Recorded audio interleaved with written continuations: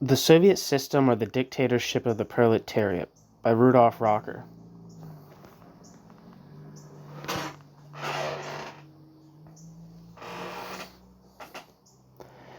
Perhaps the reader thinks he has found a flaw in the above title and that the Soviet system and the dictatorship of the proletariat are one and the same thing. No. The Soviet system and the dictatorship of the proletariat are two radically different ideas which, far from being mutually complementary, are mutually opposed. Only an unhealthy party logic could accept a fusion when what really exists is an irreconcilable opposition. The idea of, quote, Soviets is a well-defined expression of what we take to be social revolution, being an element belonging entirely to the constructive side of socialism. The origin of the notion of dictatorship is wholly bourgeois, and as such, has nothing to do with socialism. It is possible to harness the two terms together artificially, if it is so desired, but all one would get would be a very poor caricature of the original idea of Soviets, amounting as much to a subversion of the basic notion of socialism. The idea of Soviets is not a new idea, nor is it one thrown up, as it's frequently believed, by the Russian Revolution. It arose in the most advanced wing of the European labor movement at a time when the working class emerged from the chrysalis of bourgeois radicalism to become independent. That was in the days when the International Workingmen's Association achieved its grandiose plan to gather together workers from various countries into a single huge union, so as to open up to them a direct route toward their real emancipation. Although the International has been thought of as a broad-based organization composed of professional bodies, the international statutes were drafted in such a way as to allow all the socialist tendencies of the day to join with the sole proviso that they agree with the ultimate objectives of the organization, the complete emancipation of the workers. Naturally enough, at the time of its foundation, the ideas of this great association were far from being as clearly defined as they were at the Geneva Congress in 1866 or the Lausanne in 1867. The more experienced the International became, the more the International matured and spread throughout the world as a fighting organization, the clearer and more objective the thinking of its adepts appeared. The practical activity arising out of the day-to-day battle between capital and labor led, of itself, to a deeper understanding of basic principles. After the Brussels Congress of 1868, the International had come out in favor of collective ownership of the soil, the subsoil, and the instruments of labor, and the groundwork had been laid down for the further development of the International. At the Basel Congress of 1869, the internal evolution of the great workers' association reached its zenith. Apart from the issue of the soil and subsoil, freshly considered by the Congress, the chief issue was how workers' unions were to be set up, run, and used. A report on this issue, presented by the Belgian Hinz and his friends, excited a lively interest at the Congress. On the occasion, for the first time, the tasks which the workers' unions were able to tackle, as well as the importance of those unions, was set out in an utterly unmistakable way, reminiscent to a degree of the thinking of Robert Owen. Thus it was announced at Basel, in clear and unmistakable terms, that the trades union, the local federation, was more than merely an ordinary temporary body whose only reason to exist was capitalist society, and which it was fated to disappear when it did. According to what Hinz set out, the state socialist view that the workers' unions ought to confine their activities to improving the living conditions of the workers in terms of wages, no more and no less, was radically amended.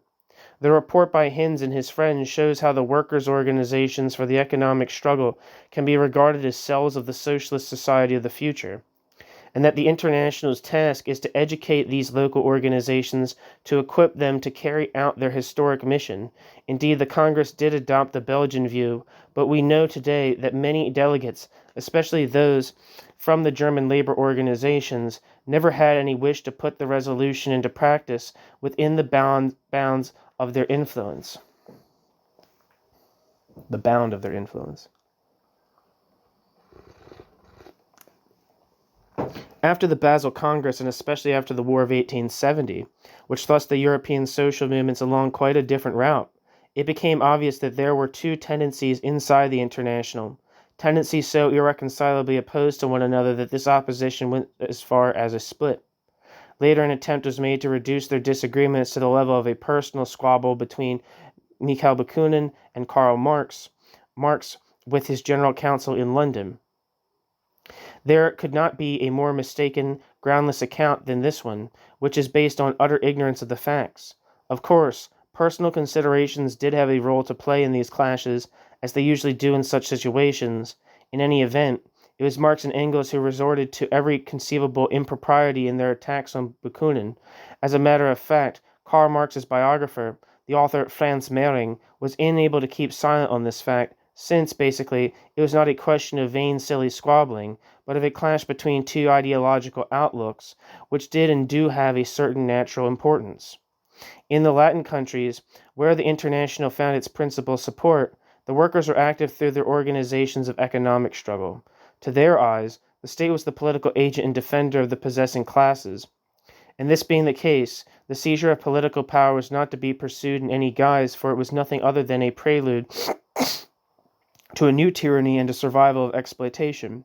For that reason, they avoided imitating the bourgeoisie by setting up yet another political party that would spawn a new ruling class captained by professional politicians. Their objective was to get control of machines, industry, the soil, and subsoil, and they foresaw correctly that this approach divided them radically from the Jacobin politicians of the bourgeoisie who sacrificed everything for the sake of political power. The Latin internationalists realized that monopoly of ownership had to go, as well as monopoly of power, that the whole life of the society to come had to be founded upon wholly new bases, taking as their starting point the fact that, quote, man's domination over his fellow man, end quote, was a thing of the past. These comrades tried to get to grips with the idea of the, quote, administration of things, end quote. They replaced the politics of parties inside the state with the economic politics of labor. Furthermore, they realized that the reorganization of society in a socialist sense had to be undertaken inside industry itself, this being the root in the idea behind the notion of the councils or Soviets. In an extremely clear and precise way, the Congresses of the Spanish Regional Federation went more deeply into these ideas of the anti-authoritarian wing of the International and developed them. That is where the terms, quote, juntas and, quote, workers' councils, end quote, meaning the same thing as Soviets, came from.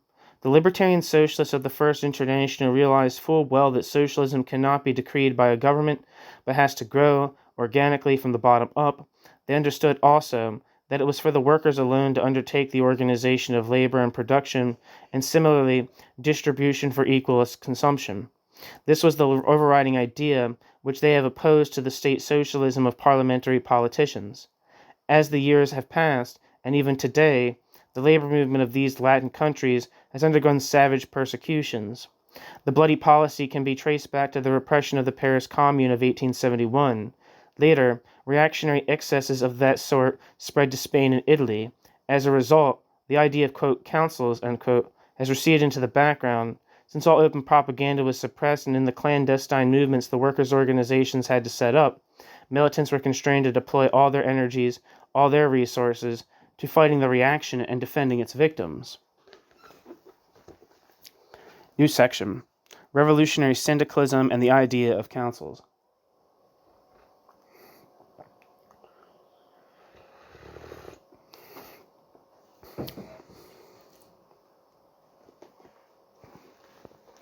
The development of revolutionary syndicalism has unearthed this idea and breathed new life into it.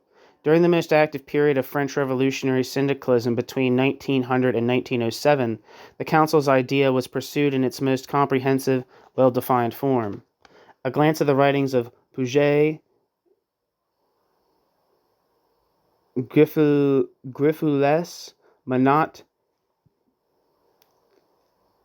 Yvetot, and others, especially Pelloutier, is enough to persuade one that neither in Russia nor anywhere else has an iota been added to what the propagandists of revolutionary syndicalism formulated 15 or 20 years before the Russian events of 1917. Throughout those years, the Socialist Workers' Party rejected the idea of councils out of hand.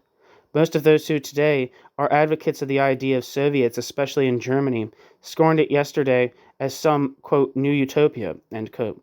Lenin, no less, stated to the president of the St. Petersburg Delegates Council in 1905 that the council system was an outmoded institution with which the party had nothing in common.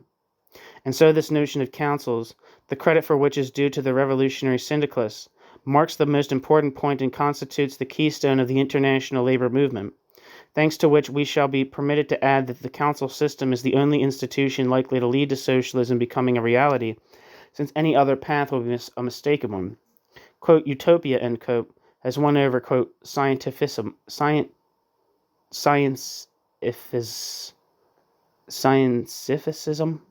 I don't know, it looks like it's supposed to say like scientism or scientificism, but it's weird.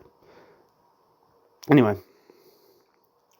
Equally, it's beyond question that the council idea arises naturally out of a libertarian socialist vision, which has so taken root in the large part of the international labor movement, as opposed to the state idea that its wake of bourgeois ideological traditions. New section. The, quote, dictatorship of the proletariat, an inheritance from the bourgeoisie. That is all that can be said of dictatorship. Since it is not a product of socialist thinking, dictatorship is no child of the labor movement, but a regrettable inheritance from the bourgeoisie, passed into the proletarian camp to guarantee the proletarian camp's, quote, happiness. Dictatorship is closely linked with the lust for political power, which is likewise bourgeois in its origin. Dictatorship is one of the forms which the state, ever greedy for power, is apt to assume. It is the state on a war footing. Like other advocates of the state idea, the supporters of dictatorship would, provisionally, (question mark, end parenthesis), impose their will upon the people. This concept alone is an impediment to social revolution, the very life's blood of which is precisely the constructive participation and direct initiative of the masses. Dictatorship is the denial, the destruction of the organic being, of the natural form of organization, which is from the bottom upwards. Some claim that the people are not yet sufficiently mature to take charge of their own destiny, so there has to be a ruler over the masses, tutelage by a, quote, expert, end quote, minority. The supporters of dictatorship could have the best intentions in the world, but the logic of power will oblige them always to take the path of the most extreme despotism. Our state socialists adopted the notion of dictatorship from that pre-bourgeois party, the Jacobins, the party damned striking as a crime and banned workers' organizations under pain of death. The most active spokesman for this overbearing conduct was Saint-Just and Couthon, while Robespierre operated under the same influence. The false, one-sided way that bourgeois historians usually depict the Great Revolution has heavily influenced most socialists, and contributed mightily to giving the Jacobin dictatorship an ill-deserved prestige, while the martyrdom of its chief leaders seems to have increased. Generally, folk are easy prey for the cult of martyrs, which disables folk from studied criticism of ideas and deeds. The creative labor of the French Revolution is well known. The French Revolution abolished feudalism and the monarchy. Historians have glorified this as the work of the Jacobins and revolutionaries of the Convention. But nonetheless, with the passage of time, that picture has turned out to be an absolute falsification of the whole history of the Revolution. Today we know that this mistaken interpretation is based on the willful ignorance of historical fact, especially the truth that the bona fide creative work of the Revolution was carried out by the peasants and the proletariat from the towns in defiance of the National Assembly and the Convention. The Jacobins and the Convention were always rather vigorously opposed to radical changes, up until they were a fait accompli, that is, until popular actions imposed such changes upon them. Consequently, the Convention's proclamation that the feudal system was abolished was nothing more than an official recognition of inroads made directly by the revolutionary peasants into the old oppressive system, in spite of the fierce opposition they had to face from the political parties of the day. As late as 1792, the National Assembly had not touched the feudal system. It was only the following year that the said Revolutionary Assembly condescended to prove, quote, the mob of the countryside, end quote, right, by sanctioning the abolition of feudal rights, something the people had already accomplished by popular decision. The same thing, or almost, goes for the official abolition of the monarchy.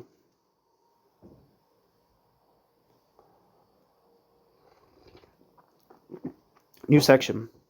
Jacobin traditions and socialism. The first founders of a popular socialist movement in France came from the Jacobin group, so it is natural that the political inheritance of 1792 should weigh heavy upon them. When Babeuf and Darty, D-A-R-T-H-E-Y, set up the conspiracy of, quote, the equals, end quote, Babeuf and Darty aimed to turn France, by means of dictatorship, into an agrarian communist state, and as communists, they appreciated that they would have to set about solving the economic question if they were ever to attain the ideal of the Great Revolution.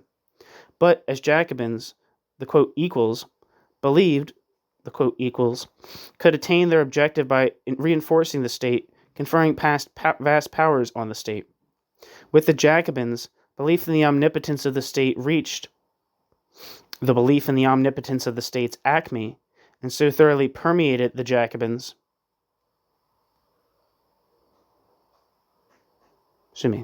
With the Jacobins, belief in the omnipotence of the state reached its acme, and so thoroughly permeated them that they were incapable of conceiving any alternative scheme to follow.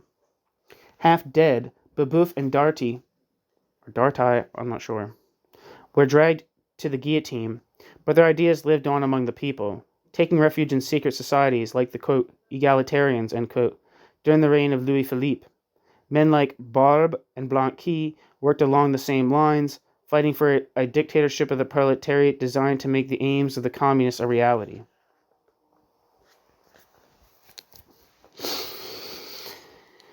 It was from these men that Marx and Engels inherited the notion of a dictatorship of the proletariat, which they set out in their Communist Manifesto. By that means they were to arrive at a central power with uncontested capabilities, the task of which it would be to crush the potential of the bourgeoisie through radical coercive laws, and, when the time was ripe, reorganize society in the spirit of state socialism. Marx and Engels abandoned bourgeois democracy for the socialist camp, their thinking profoundly shaped by Jacobin influence. What is more, the socialist movement was, at that time, insufficiently developed to come up with an authentic path of its own. The socialism of both the socialism of both of the two leaders was more or less subject to bourgeois traditions going back to the French Revolution.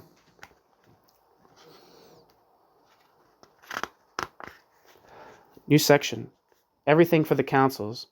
Thanks to the growth of the labor movement in the days of the International, socialism found socialism self in a position to shrug off the last remnants of bourgeois traditions and to become entirely independent. The concept of councils abandoned the notion of the state and of power politics under any guise whatever. Similarly, it was diametrically opposed to any suggestion of dictatorship. In fact, it not only attempted to strip away the instrument of power from the forces that possessed them and from the state, but it also tended to increase its own sway as far as possible. The forerunners of the council system appreciated well that along with the exploitation of man by man would have to vanish also the domination of the forerunners of the council system appreciated that along with the exploitation of man by man would have to vanish the domination of man by man.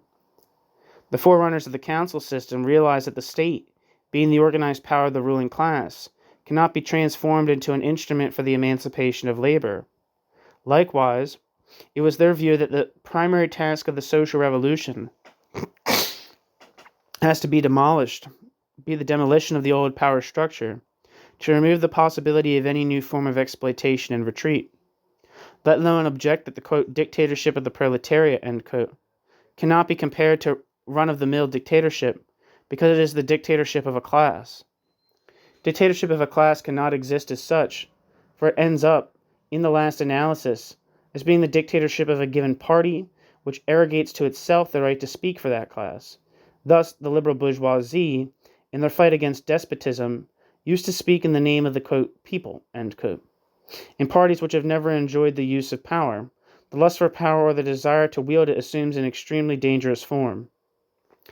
Those who have recently won power are even more obnoxious than those who possessed it. The example of Germany is illuminating in this respect. The Germans are currently living under the powerful dictatorship of the professional politicians of the social democracy and the centralistic functions of the trade unions. They find no measure too base or brutal to apply and subdue the members of their own, quote, own, end quote, class who dare to take issue with them. When these gentlemen, reneging on socialism, quote, went under, end quote, they tossed away even those gains made by bourgeois revolutions, guaranteeing a certain degree of freedom and personal inviolability.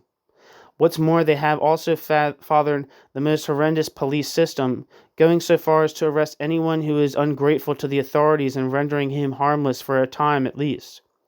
The celebrated, quote, lettre de cachet, end quote, of the French despots and the administrative deportation of the Russian Tsarist system have been exhumed and applied by these unique champions of democracy. Needless to say, these new despots prattle on insistently about support for a constitution that guarantees every possible right to good Germans. But that constitution exists only on paper. Even the French Republican Constitution of 1793 suffered from the same flaw. It was never put into effect. Robespierre and his henchmen tried to explain themselves by stating that the fatherland was in danger. Consequently, the, quote, incorruptible, end quote, and his men maintained a dictatorship which led to Thermidor, the disgraceful rule of the Directory, and ultimately to the dictatorship of the sword under Napoleon. At the present time, we in Germany have reached our Directory. The only thing missing is the man who will play the role of Napoleon.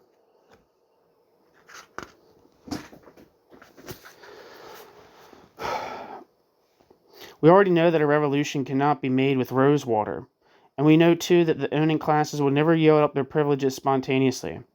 On the day of victorious revolution, the workers will have to impose their will on the present landowners of the soil, of the subsoil and the means of production, which cannot be done, let us be clear on this, without the workers taking the capital of society into their own hands, and above all, without their having demolished the authoritarian structure which is, and will continue to be, the fortress keeping the masses of the people under dominion. Such an action is, without doubt, an act of liberation, a proclamation of social justice, the very essence of social revolution, which has nothing in common with the utterly bourgeois principle of dictatorship. The fact that a large number of socialist parties have rallied to the idea of councils, which is the proper mark of libertarian socialists and revolutionary syndicalists, is a recognition that the tack they have taken up until now has been the product of a falsification, a distortion, and that with the councils, the labor movement must create for itself a single organ capable of carrying into effect the unmitigated socialism that the conscious proletariat longs for. On the other hand, it ought not to be forgotten that this abrupt conversion runs the risk of introducing many alien features into the council's concept, features, that is, with no relation to the original tasks of socialism, and which have to be eliminated because they pose a threat to the further development of the councils. These alien elements are able only to conceive things from the dictatorial viewpoint. It must be our task to face up to this risk and warn our class comrades against experiments which cannot bring the dawn of social emancipation any nearer, which indeed, to the contrary, positively postpone it. Consequently, our advice is as follows.